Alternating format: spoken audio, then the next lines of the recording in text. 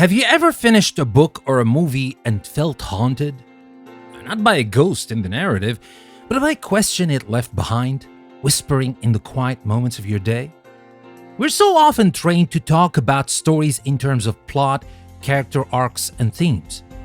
We ask, what was it about? But what if the more important question is, what did it ask of me? Moving beyond the surface-level enjoyment of a narrative and into a practice of reflective reading can transform entertainment into a profound tool for self-discovery. It's about recognizing that the greatest stories don't just give you answers. They leave you with better, deeper, and far more personal questions. I'm Danny, and this is Thinking Out Loud from English Plus Podcast.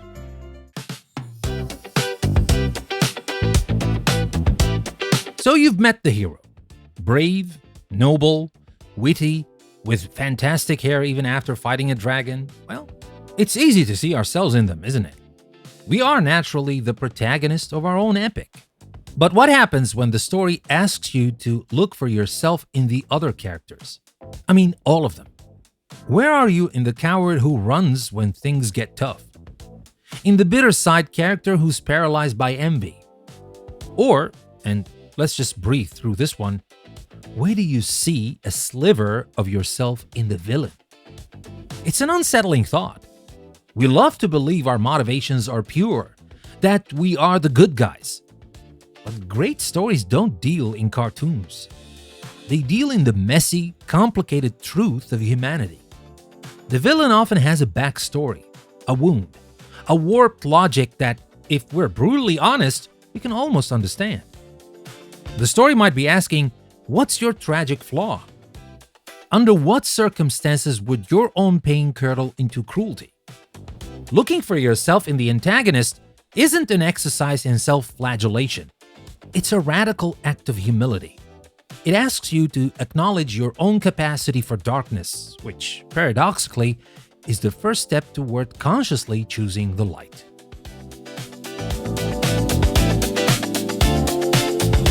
Stories are empathy machines.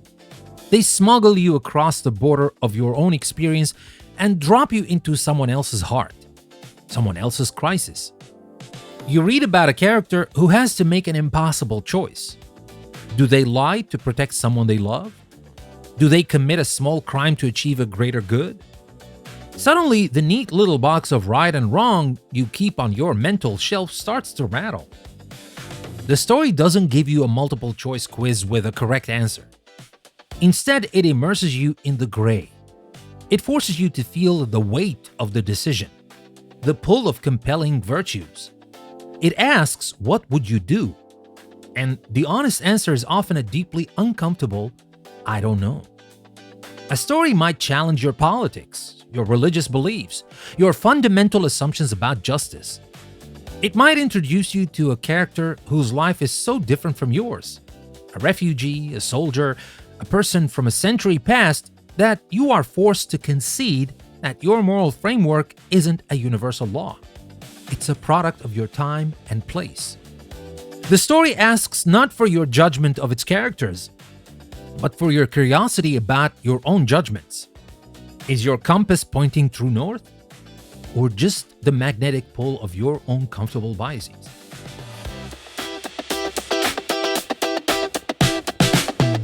Every story builds a world. In fantasy and sci-fi, that's obvious. There are maps, new languages, and creatures with an unseemingly number of tentacles. It's easy to see how a dystopian novel like 1984 or The Handmaid's Tale serves as a stark warning about our own society. But this question is just as potent for a realistic novel set in a quiet suburb. The world of that story has its own intricate rules of power, its own social currencies, its own unspoken laws about who matters and who doesn't. When you read it, the story is subtly asking you to become an anthropologist of your own reality.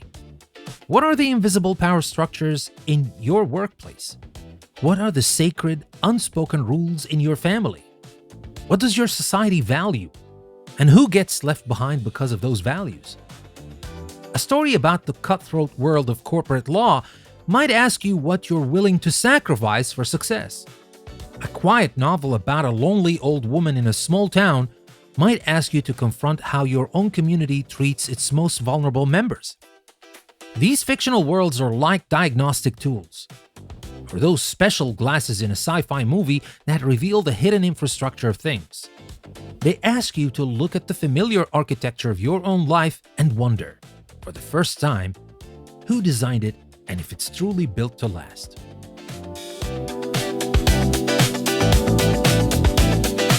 This right here is the question that echoes long after the book is closed. What does this story demand of you now that you know what you know?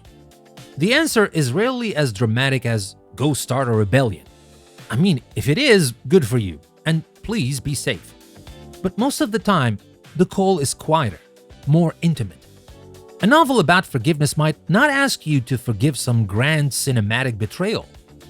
It might just be asking you to finally let go of that stupid grudge you've been holding against your sibling for 5 years.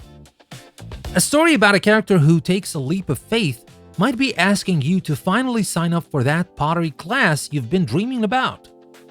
A memoir about someone's struggle with mental health might be asking you to be a little kinder, a little more patient with yourself on a bad day.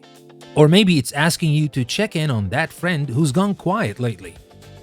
Stories change us not by giving us a to-do list, but by planting a seed. The story does its work, and then it turns to you and asks, will you water this? Will you let this insight grow into a new way of being? A new way of acting in the world, even in the smallest of ways? It's the ultimate transfer of responsibility from the author to the reader. The story is over. Yours is still being written. What happens next? The power of a narrative isn't just in the escape it offers, but in the return. How do you re-enter your own life after living in its pages for a while? Do you see things with sharper clarity? Do you feel things with a more tender heart? Do you walk a little differently through the world? That's the magic. It's not on the page, it's in the space between the last word and your next breath. So think about the last story that truly stuck with you. Be it a book, a film, or even a song.